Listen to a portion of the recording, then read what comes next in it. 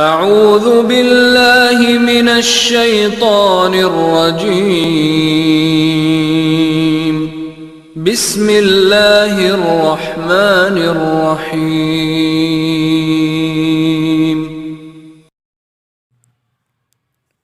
مسواک کرنے کے فوائد۔ حضرت امام جعفر صادق علیہ السلام نے فرمایا، مسواک کرنے کے 12 فوائد اور خصوصیات ہے۔